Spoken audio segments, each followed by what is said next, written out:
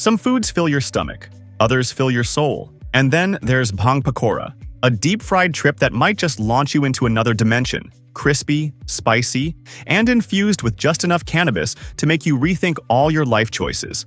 This is India's most mind-altering snack. Completely legal, totally unpredictable, and probably the only street food that doubles as a spiritual experience. Bhang Pakora is not just deep-fried chaos.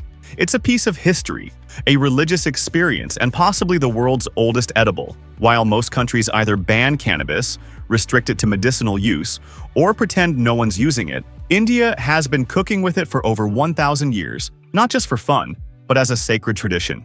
Bhang, the key ingredient in Bhang Pakora, dates back to 1000 BCE and is mentioned in ancient Hindu texts as a divine plant. According to legend, Lord Shiva, the god of destruction and supreme chill, was its biggest fan. While wandering in the Himalayas, he supposedly discovered the plant, took a sip of a bhang-infused drink, and immediately decided, yep, this is my thing now.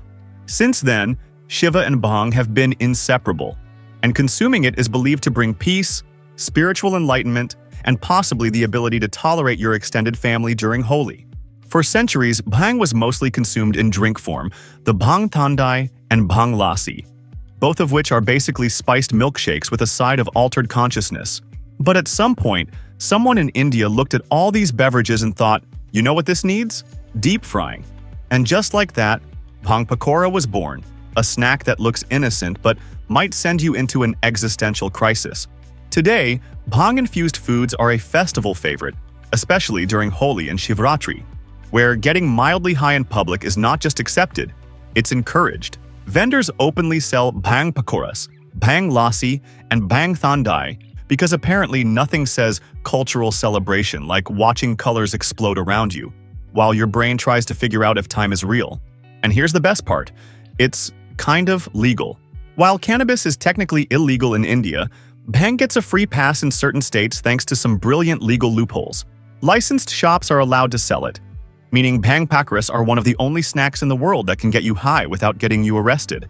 How it's made: a deep-fried psychedelic experience. At first glance, Bhang Pakora looks like any other deep-fried snack, crispy, golden, and dangerously addictive. But one bite in, and you realize this isn't your average street food.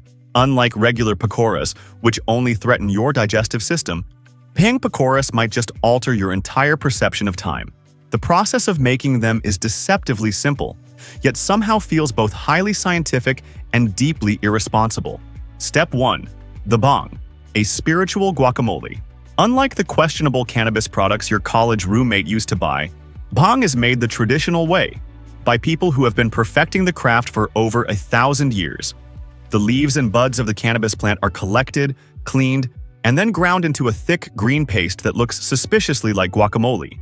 But don't put this on your nachos unless you want to rethink all of your life choices. This paste is then filtered and strained to remove any harsh fibers, leaving behind a smooth, potent concentrate that has been used for centuries in religious ceremonies, and, apparently, in deep fryers. Step 2. The batter, the cover-up for what's really inside.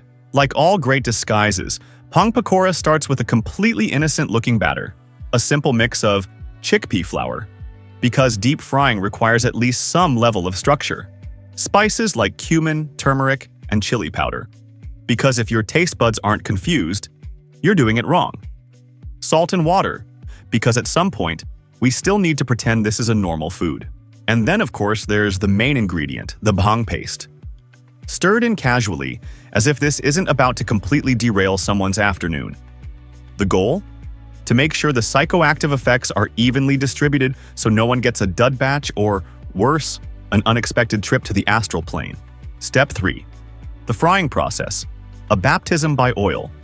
Once the bhang-infused batter is ready, the mixture is dropped into scalding hot oil because nothing says, let's unlock our higher consciousness, like submerging something in 375 degrees Fahrenheit of liquid fire. The pakoras puff up instantly, crisping on the outside, while the inside stays soft and suspiciously full of secrets. They sizzle, turn golden brown, and emerge looking completely innocent, as if they aren't hiding a legal loophole and a mild existential crisis inside their crispy shell. At this point, they're drained of excess oil and plated up, ready to be eaten. But let's be clear. This is not just food anymore. This is an experience waiting to happen. The eating experience, a delayed action life choice. At first, Bhang Pakora seems harmless. It looks like any other deep-fried snack, crispy, golden, and dangerously addictive. You take a bite and everything feels normal. The crunch is satisfying, the spices hit just right, and for a moment you think, this is just a regular pakora. But that's the trick. Unlike other street foods which immediately let you know if they're going to ruin your day, Bhang Pakoras wait. Anywhere from 30 minutes to 2 hours later, your brain suddenly remembers, oh yeah, that wasn't a normal snack. That was a mistake. This is where things get interesting. Some people feel calm and euphoric, everything seems funnier, and food tastes strangely incredible. Others spiral into deep, meaningless thoughts about life, only to later realize their grand revelation was, what if water is just spicy air? Then there are those who completely lose track of time. 1 second they're eating, the next they're staring at an empty bag of chips they have no memory of buying. And then there's the panic. At least one person in every group convinces themselves they are dying. They Google, can you overdose on Bhang Pakoras? Only to realize they just need to sit down, drink water, and stop being dramatic. But at that moment, they are fully spiraling, questioning every choice that led them here. Despite the unpredictability, people keep coming back for more. It's part of holy tradition, where getting high off deep-fried cannabis is not just accepted, it's encouraged. Even those who swear never again find themselves eating it next year, ready to gamble with reality once more. Because Bhang Pakora isn't just food, it's an experience. And no matter how chaotic that experience may be, one thing is certain, it will not be boring.